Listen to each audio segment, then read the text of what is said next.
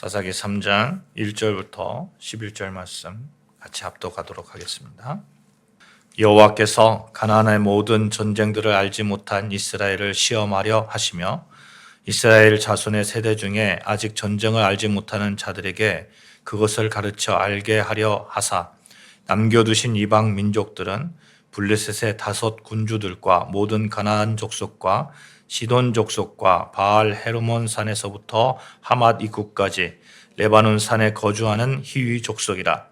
남겨두신 이 이방 민족들로 이스라엘을 시험하사 여호와께서 모세를 통하여 그들의 조상들에게 이르신 명령들을 순종하는지 알고자 하셨더라.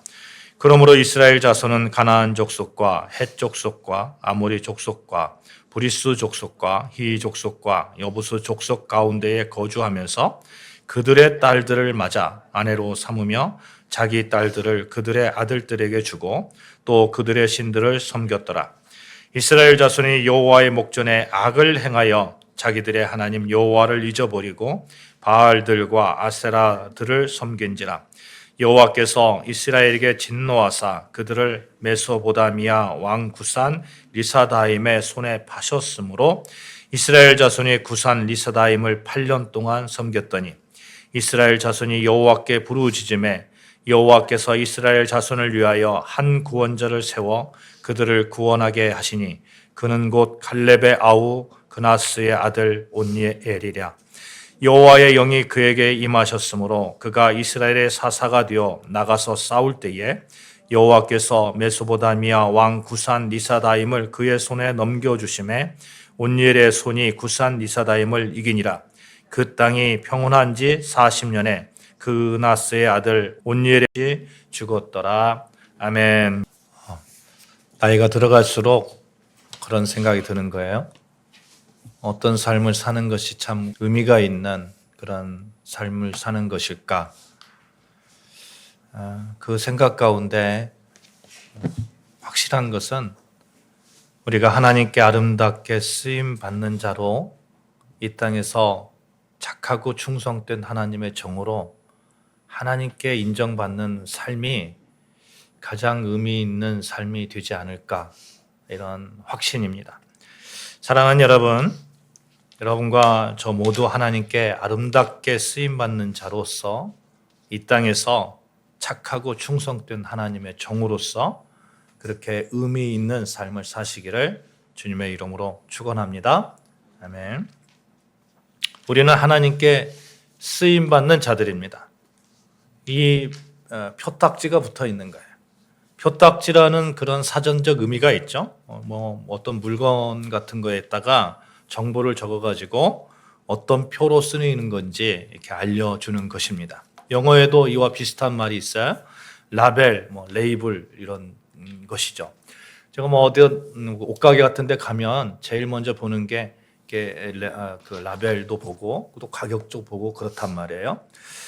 무엇으로 만들어졌는지 또 언제 만들어졌는지 누가 만들었는지 이런 것을 보는 것이죠.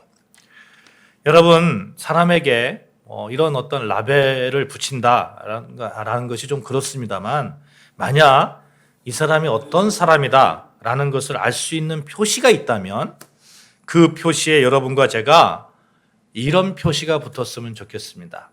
이 사람은 하나님의 사람이야. 이 사람은 하나님의 일꾼이야. 하나님께 세움받은 자야. 라는 그런 표가 붙어지기를 바랍니다. 여러분, 우리는 얼마든지 예수 그리스도를 통해서 그렇게 하나님의 표시, 하나님께 쓰임받는다는 하나님의 사람이라는 그런 표시가 그렇게 붙을 수 있습니다. 예수님께서 말씀하시죠. 내가 곧 길이요 진리요 생명이니 나로 말미암지 않고는 아버지께로 올 자가 없느니라 말씀합니다. 예수님을 떠나서는 아무도 하나님께 갈 수가 없다는 것입니다. 이 말은 예수님이 없이는 아무도 하나님의 능력으로 살아갈 수 없다는 말이 되겠죠. 하나님의 능력이 없으니 사람의 힘으로 어떻게 해보려고 하지 않겠어요? 그러니 자꾸 실패하고 자꾸 힘들고 자꾸 좌절하고 그러는 겁니다. 그러나 예수님 안에 있으면 어떻게 됩니까? 요한복음 15장 5절 말씀에 이런 말씀하시죠. 나는 포도나무요 너희는 가지니 저가 내 안에 내가 저 안에 있으면 이 사람은 과실을 많이 맺나니 나를 떠나서는 너희가 아무것도 할 수 없느니라. 예수님께서 친히 말씀하십니다. 나를 떠나서는 너희가 아무것도 할 수 없다. 아니 하더라도 의미가 없다는 거예요. 하더라도. 우리가 의미 있는 삶을 살아야 되는데 예수님을 떠나서는 우리가 하는 모든 행위들이 의미 없는 그런 행위가 되고 그 행위 가운데 무슨 과실 같은 것을 맺는다고 해서 그게 썩은 과실이지 좋은 과실이겠어요? 예수님 안에 있으면 그래서 우리는 좋은 과실을 맺을 수 있고 예수님 안에 있으면 과실도 또 많이 맺을 수 있습니다. 예수님 안에 있으면 하나님의 능력으로 살고 예수님 안에 있으면 많은 과실을 맺고 그러나 예수님을 떠나서는 아무것도 할 수 없습니다. 그래서 우리는 우리의 삶이 하나님께 충성되이 칭찬 듣는 삶을 살아가며 우리의 레이블에 하나님의 사람, 하나님의 능력으로 사는 사람, 세움받는 사람이라는 표시가 붙으려면 절대로 예수님을 떠나서는 불가능하다, 가능하지 않다 하는 것을 꼭 믿고 우리가 신앙생활해야 될 줄로 믿습니다. 실제로 이렇게 예수님을 만남으로 전혀 다른 삶을 사는 사람들이 허다하잖아요. 완전히 변화되어서 하나님께 정말 잘 쓰임받은 사람들이 성경에도 허다하고 우리 삶 가운데도 허다합니다. 대표적으로 성경에 바울이라는 사람이 있죠. 바울은 예수님을 만나기 전에 예수님을 핍박하던 사람이었습니다. 다메섹 도상에서 예수님을 만나고 나서는 완전히 그의 삶이 180도 변화되어서 죽이는 사람에서 살리는 사람으로, 증오의 사람에서 사랑의 사람으로 변화되었던 거예요. 여러분, 우리가 일평생이 제가 며칠 전에 TV를 보니까 자기는 120세 살고 싶다고 하더라고요. 어떤 사람은 121세 살고 싶다고 하고 요즘 그런 말들이 공공연하게 이렇게 오고 가는 세상입니다. 그런 꿈을 가지고 있는 거예요. 야, 이제 100살 저희 며칠 전에 저희 대학교 교수님을 만나셨거든요. 교수님을 만나셨는데 95세세요. 1931년생이니까 95세 맞죠? 95세 만드는데 16층에 사시는데 16층까지 계단을 오르락 내리락 하시면서 운동하신대요. 얼굴이 그냥 지금 한 70대예요, 70대. 그러니 120세를 산다는 것이 불가능한 일이 아닌 것처럼 느껴집니다. 그런데 그렇게 120세까지 살아서 무슨 의미가 있습니까? 그 삶 가운데서 하나님께 잘 쓰임받고 정말 사랑하면서 정말 살리는 사람으로, 그런 사람으로 살아야 되지. 누구를 증오하면서 누구를 미워하면서 그렇게 사는 그런 사람으로 살 수는 없잖아요. 사랑하는 여러분, 우리는 성경 안에서 예수님 안에서 완전히 변화되어서 사랑으로 또 하나님께 넉넉하게 쓰임받는 자로, 그렇게 과실을 많이 맺는 자로 장수의 그런 축복을 받으시기를 주님의 이름으로 축복합니다. 아멘. 우리가 주변에 보면 그렇게 예수님 만남으로써 변화된 사람들도 많이 있잖아요. 여러분 각자 있을 거예요. 생각나시는 분들이 각자 있을 건데 제가 이렇게 서치를 해보니까 여러분 잘 아는 오프라 윈프리라는 그런 사람도 있더라고요. 이 사람은 흑인 빅민가에서 태어나서 9살 때에 사촌 오빠에게 성폭행을 당했다고 그래요. 그 14살 때에 미혼모가 되었고 아기가 태어난 지 2주 만에 죽었다고 했죠. 20살 때에는 마약과 술 이런 걸 가까이에서 감옥을 그냥 밥 먹듯이 들락달락 하는 거예요. 그런 중에 몸무게는 100kg를 넘었습니다. 그런데 이 사람이 어떤 생각을 가지고 있었냐면, 왜 그랬냐면 어머니가 자기를 버렸다는 거예요. 어머니가 자기를 버리고 아버지도 자기를 버리고 어머니가 선한 영향을 미치지 못한 거죠. 늘 어머니도 그런 삶을 사니까 자기도 그런 삶을 사는 거예요. 근데 어느 날 자기 친아버지를 만났어요. 친아버지를 만났는데 아버지가 이렇게 얘기하는 거예요. 하나님을 믿어라. 예수 그리스도를 영접하라. 그리고 책을 읽어라. 그러면 너의 인생이 180도 달라질 거다. 이런 아버지의 그런 그 조언을 듣고 그렇게 미움이 사라지면서 예수님을 만나고 이러다 보니까 완전히 사람이 달라져가지고 1998년 포춘지가 선정한 여성 최고 비즈니스 우먼 제2위랍니다.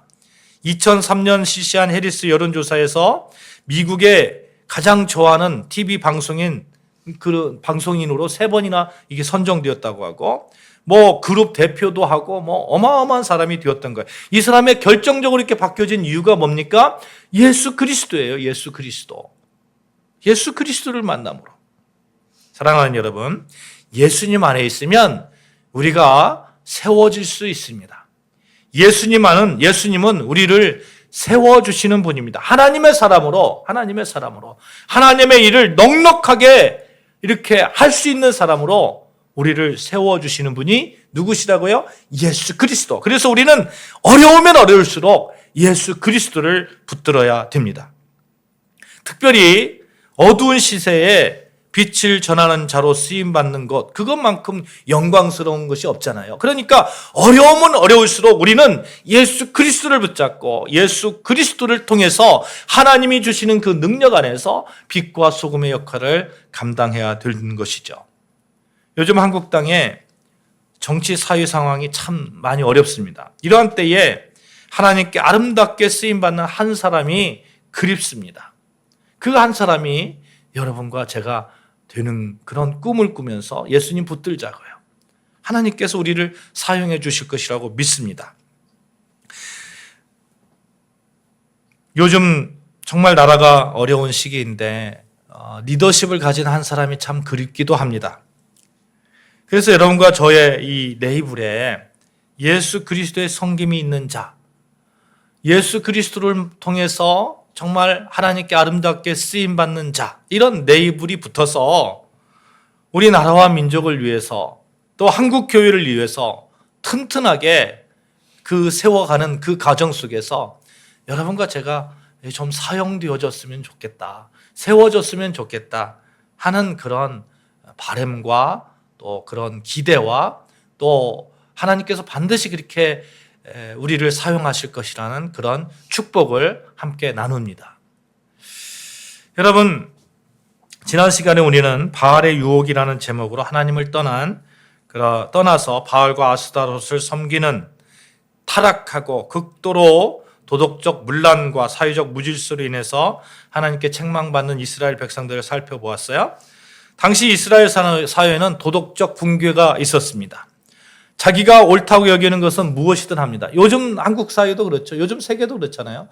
도덕적 붕괴가 있다고 우리가 볼 수밖에 없습니다. 그렇죠? 자기가 옳은 것은 옳은 거예요. 자기가 옳은 것은. 육적으로 타락하고 또 영적으로도 타락했습니다. 오늘 본문 말씀, 이렇게 어두운 시기에 이스라엘 나라를 어두움으로부터 빛으로 세워나가는 성김의 리더 온니엘이 등장하는 것을 보게 됩니다. 이 온니엘은 이스라엘 첫 번째 사사입니다. 그런데 이 온니엘이라는 사람이 특출한 사람이기 때문에 하나님께서 사사로 선택했느냐 하는 거예요. 그렇지 않다는 거예요. 아주 평범한 사람입니다. 우리가 이제 계속해서 사사기를 보면서 사사들을 다루게 될 텐데, 사사라는 말이 심판관, 재판관이라는 얘기예요. 그래서 명맥상 재판관인데 실제 사사기 읽어보면 그들은 재판관이라기보다는 전쟁의 용사들이고 리더들이에요. 이스라엘은 왕 같은 존재죠. 재판관이 얼마나 힘이 센가 요즘 우리가 느끼죠. 헌재를 통해서 재판관이 그냥 대통령까지 그냥 파면할 수 있는 그러한 권한을 가지고 있는 거예요. 한 사람의 운명을 좌지우지합니다. 재판관은 이스라엘 백성들을 지키고 보호하고 해방시키는 역할을 했습니다. 그러니까 구원자적 역할을 한 사람들, 이 사람들을 사사라고 하는데, 성경에 나오는 이 사사기에 보면 이 재판관, 사사들이 특출난 그런 특별한 가문이나 아니면 굉장한 지식을 많이 가졌다든지 이런 사람들이 아닙니다. 이 사람들은 금수저도 아니고 대개 보면 흙수저라는 거예요. 흙수저. 사사들은 대단한 가문도 아니고 뭔가 문제점이 있고 뭔가 연약하고 이런 사람들이에요. 입다라는 사람은 비주류의 사람이었고 서출이었고, 그러지만 하나님께서 선택하셔서 그 하나님께서 사용하시는 것을 보게 됩니다. 기드온이라는 사람이 있잖아요. 이 사람은 므낫세 지파의 가장 연약한 집안이라고 자기 스스로 소개하고 있어요. 그러니까 자기 스스로 나는 너무 연약한 사람이에요. 이렇게 했던 사람입니다. 드보라라는 사람은 여호 선지자예요. 당시 여자의 역할이 어떤 상황이었는데 여러분도 아시잖아요. 여러분, 그럼에도 불구하고 남자로서의 역할을 남자들도 역할을 잘 감당하지 못하는데 여자 사사를 들어서 하나님께서 쓰시는 것을 보게 됩니다. 삼손 같은 사람은 개인적인 문제가 참 많았던 사람입니다. 그럼에도 불구하고 하나님께서 쓰시면 쓰임 받습니다. 이 말이 위로가 되는 거 아니겠어요? 하나님께서 쓰시고자 하면 쓰임 받는다는 사실. 우리는 아무런 시기에도 가진 것 별로 없고 지식이 별로 없고 힘이 별로 없는 것 같아도 그래도 우리가 당당하게 세상에 설 수 있는 것은 하나님께서 들어서 나를 사용하시면 나도 쓰임 받을 수 있다는 그러한 믿음 가운데 서 있는 것입니다. 오늘 본문의 첫 번째 사사인 온니엘이 역사에 등장할 때 마찬가지로 정말 어두운 시기였다고 말씀드렸습니다만 오늘 본문 7절 8절 말씀을 보시면 이스라엘 전체가 죄악 가운데 깊이 물들어 있음을 보게 됩니다. 그들이 범했던 악행은 하나님을 잊어버리고 우상을 섬겼다는 거예요. 하나님께서 왜 우상을 남겨뒀다고 그랬어요? 이유가 뭐라고 그랬어요? 시험하려고. 그 우상들 가운데서 너희가 정말 나를 잘 섬기는지 하나님께서 시험하려고 남겨뒀는데 거기에 다 무너지는 거예요. 7절 한번 같이 보실까요? 7절 같이 봉독합니다. 시작. 이스라엘 자손이 여호와의 목전에 악을 향하여 자기들의 하나님 여호와를 잊어버리고 바알들과 아세라들을 섬긴지라. 자기들의 하나님 여호와라고 합니다. 자기들의 하나님. 여러분, 우리의 하나님 여호와 하나님. 우리는 여호와 하나님을 섬기는 자들이에요. 절대로 나의 하나님을 버려서는 안 되는 거예요. 그런데 타락한 이스라엘이 타락하니까 우상을 섬기게 되는 거예요. 여러분, 타락하면 하나님을 떠납니다. 이미 2장 12절 말씀, 2장 10절 11절 말씀, 2장 13절 말씀, 2장 19절 말씀에 누누이 강조하고 있어요. 그들이 우상을 섬겼다는 거예요. 그들은 하나님을 바라보고 살아야 되는 백성입니다. 그런데 그들은 하나님을 포기하고 가나안 땅의 죄악된 삶과 섞여 살기를 선택했습니다. 이스라엘 백성들 하나님을 바라보는 사람들이에요. 원래 하나님만 섬겨야 되는 사람들입니다. 자기들의 하나님. 너의 하나님이 아니고 자기들의 하나님. 근데 자기들의 하나님을 버리는 거예요. 그러니까 음행했다고 하는 것이죠. 여러분 한번 생각해 보십시오. 하나님께서 이스라엘에게 백성에게 바라는 것이 어떤 큰 것일까요? 하나님께서는 이스라엘 백성들이 할 수 없는 것들을 바랬습니까? 아니요, 그렇지 않습니다. 하나님께서 이스라엘 백성들이 요구하신 것은 딱 한 가지예요. 뭐냐면 나를 바라보아라. 나만 바라보아라. 그러면 내가 너희를 책임져 줄게. 이것이 하나님의 말씀입니다.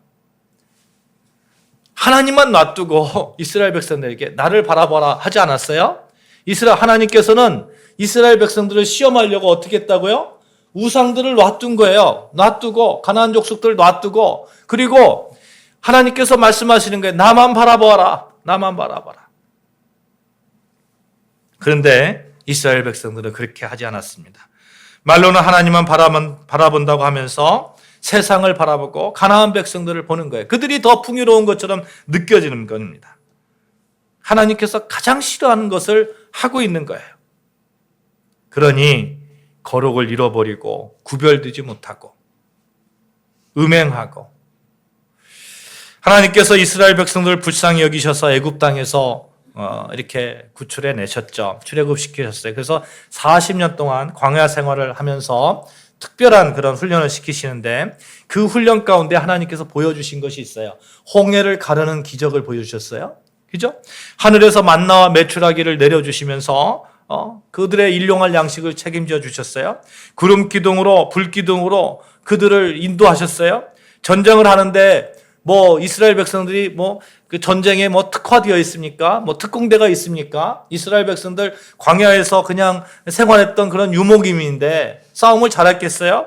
그런데 모세가 손을 들면 아말렉 족속의 싸움에서 이기고, 모세가 손을 내리면 바로 지는 그런 그 현장을 이스라엘 백성들이 보게 했습니다. 모세가 손을 들고 하나님께 기도할 때 이기고 내릴 때 지고, 그런 걸 보면 이스라엘 백성들 기도해야 되는 백성들이 돼야 되지 않겠습니까? 기도하면 승리한다는 그런 사실을 체득한 사람들이에요. 그런데 이스라엘 백성들은 가나안 땅에 들어와서 그것들을 전하지도 못하고, 후손들이 그것들을 알지도 못하고, 그러니 그 많은 훈련 가운데서 체득했던 것을 다 잊어버리고 이제는 가나안 족속과 섞여 사는 겁니다. 그래서 3장 1절 2절에 강조하는 단어가 있어요. 전쟁을 알지 못한 이스라엘. 전쟁을 알지 못하는 이스라엘. 2절 아직 전쟁을 알지 못하는 자들에게. 이스라엘 백성들은 지금 전쟁을 알지 못하는 상황이라는 겁니다. 여기서 전쟁을 알지 못하는 이스라엘 백성이라고 하는 건데, 너무 어려서 전쟁의 경험이 없는 그런 것도 됩니다만, 우리가 6.25 전쟁 경험하지는 않았잖아요. 경험하지는 않았지만 들어서 알고 있습니다. 들어서 알고 있으니까 6.25 전쟁을 실질적으로 경험한 사람에 비해서 이 피부로 느끼는 그런 어떤 그 전쟁의 잔인함 이런 것들이 덜하단 말이에요. 덜하니까 늘 어떤 말들을 막 하냐면 한번 전쟁 붙지 뭐 이런 얘기를 한단 말이에요. 근데 만약 붙으면 어떻게 됩니까? 우리가 가자 전쟁을 봤잖아요. 쑥대밭이잖아요. 쑥대밭. 지금 가자 전쟁 그 하마스가 이스라엘 땅을 칠 때에 어떤 생각을 했겠어요? 그 정도까지 될 거라고 생각했겠습니까? 근데 지금 보니 90%가 다 건물이 다 막 무너지고 난리도 아니에요. 그러니까 실제로 전쟁을 겪은 자들과 말로 들은 사람들은 다른 거죠. 이런 실제적인 그런 전쟁의 경험, 이런 뜻도 있습니다만, 또 한 가지 이유는 전쟁을 왜 해야 하는지 이유를 알지 못하는 사람들이라는 거예요. 즉, 왜 가나안 사람들과 싸워야 하는가? 그냥 그럭저럭 그냥 가나안 족속하고 손잡고 평화롭게 살면 되는 것이지, 왜 하나님께서 왜 그들과 전쟁을 해야 된다고 이렇게 말하는 건지 이해가 잘 되지 않는다는 거예요. 여호수아 이후에 그들은 하나님의 마음을 알지 못했습니다. 왜 싸워야 하는지, 왜 거룩한 전쟁을 치러야 하는지. 그래서 그들이 행한 일이 무엇이냐가 하는 거예요. 5절 6절 말씀 같이 봉독합니다. 같이 읽습니다. 시작. 그러므로 이스라엘 자손은 가나안 족속과 헷 족속과 아모리 족속과 브리스 족속과 히위 족속과 여부스 족속 가운데서 거주하면서 그들의 딸들을 맞아 아내로 삼으며 자기 딸들을 그들의 아들들에게 주고 또 그들의 신들을 섬겼더라. 왜 싸워야 되는지 모르니까 결국은 어떻게 되냐 하는 거예요. 여러분, 그들의 딸들과 그들의 아들들과 같이 결혼하는 거예요. 뭐 사랑해서 결혼한다? 그런 의미보다는요, 여기서 결혼하면 어떤 의미를 가지고 있냐면 당시에는 정략결혼입니다. 정략결혼. 부족과 부족이 전쟁을 하는 것을 멈추고 아들과 딸이 결혼함으로써 평화를 유지하려는 거예요. 서로 사랑해서 결혼한 것, 그것보다 더 중요한 것은 거래가 이루어졌다는 거예요. 함께 결혼함으로 더불어 살자, 평화롭게 살자, 다시는 싸우지 말자. 그러나 여러분, 이스라엘 백성들은 가나안 족속과 싸워야 되는 백성이에요. 철저하게 그들의 우상을 배격해야 되는 하나님의 백성입니다. 근데 여기에 실패한 거예요. 여기에 실패한 거.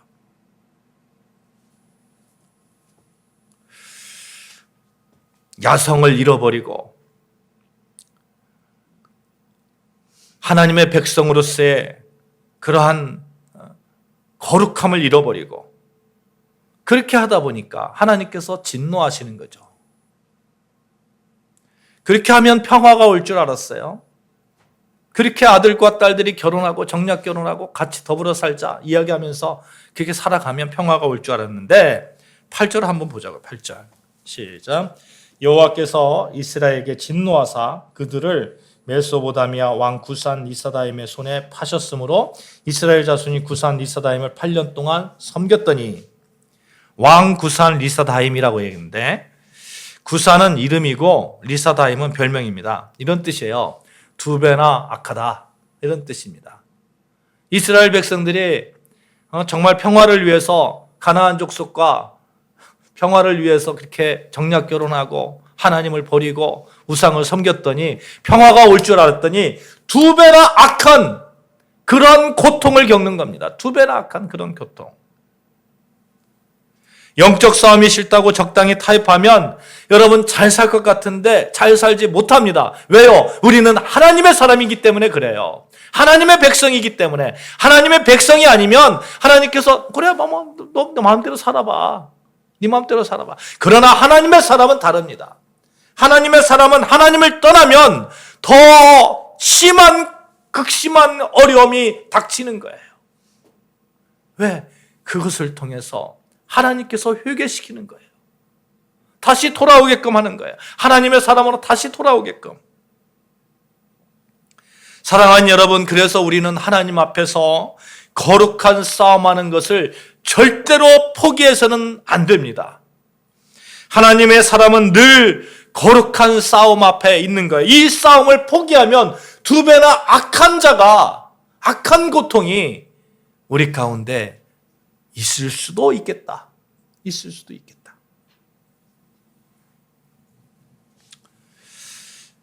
사랑하는 여러분, 적당히 타협하는 거 두 배의 고통만 가져다 줄 뿐입니다. 왜 그렇습니까? 하나님은 우리를 하나님의 자녀로 절대로 포기하지 않으시는 하나님이시기 때문에, 이길 때까지 우리를 훈련시키는 하나님이시기 때문에 그렇습니다. 그러면 어떻게 영적 싸움에서 이길까? 아까도 말씀드렸습니다만 예수 그리스도 붙들면 됩니다. 하나님께 부르짖으면 되는 거예요. 하나님 다시 찾으면, 정말 하나님 너무 좋으신 하나님은 정말 그런 가운데서도 하나님께 부르짖으면, 저 같으면 나 떠나가지고 너 저를 싫어하면서 막 이렇게 배신하면서 떠난 사람이 저를 다시 찾아와가지고 막 이렇게 부르짖으면 정말 싫을 것 같아요. 떠날 때는 언제고 다시 와가지고. 근데 9절 말씀에 하나님께서 이스라엘 자손들이 여호와께 부르짖음에, 이러니까 하나님께서 이스라엘 백성들의 요구를 들어주시는 것을 보게 됩니다. 9절 이하의 말씀. 그래서 여러분, 내가 연약하다고 느낄 때에, 내가 부족하다고 느낄 때에는, 내가 넘어졌다고 느낄 때는 우리가 할 수 있는 것은 딱 한 가지인 거예요. 예수 그리스도 붙잡고 하나님께 부르짖는 거예요. 따라해 봅시다. 예수님 붙잡고 하나님께 부르짖자. 시작. 예수님 붙잡고 하나님께 부르짖자. 예수님 붙잡고 하나님께 부르짖는 거예요. 어떤 학생이 그래요. 저는 좋은 대학을 가고 싶은데요. 잠이 많아요. 잠은 한 15시간 자요. 근데 좋은 학교는 가고 싶어요.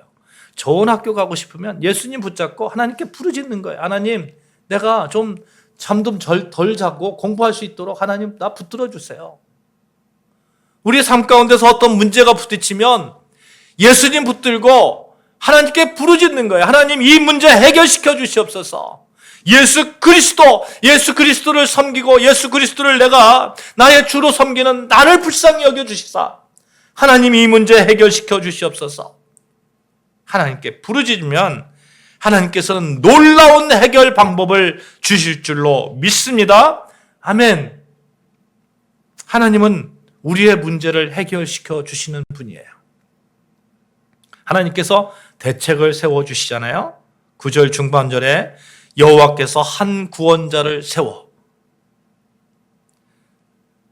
한 사람이 어떻게 이 땅을 회복할 수 있겠습니까? 한 사람이 회복시킬 수 있습니다. 한 구원자지만 하나님께서 세우신 한 구원자가 세상을 회복시킬 수 있습니다. 만약 여러분과 제가 하나님께서 해오신 한 구원자가 된다면 세상에서 빛과 역할을 넉넉하게 감당할 줄로 믿습니다. 아멘. 아멘 하십시다. 아멘. 만약 우리 교회가 하나님께서 세우신 한 교회임을 믿는다면 우리는 넉넉하게 그 믿음을 가지고 세상 속에서 하나님께서 맡기신 그 역할을 감당하기 위해서 최선을 다해야 될 줄로 믿습니다. 10절 말씀하시죠. 여호와의 영이 그에게 임하셨으므로. 한 사람이었지만 운니엘에게 성령이 임하니까 그 한 사람을 통해서 이스라엘 백성이 구원되는 거예요. 운니엘이 성령에 붙잡힌 사람이 되니까 그 성령에 붙잡힌 바 되니 구산 리사다임을 이기게 되는 것입니다. 두 배나 악한 그런 세력을 이기게 되는 것이죠. 사랑하는 여러분, 저는 여러분이 성령에 붙잡힌 바 되시기를 주님의 이름으로 축복합니다. 성령에 붙들림 바 되면 평범한 사람이 비범한 사람이 되고요.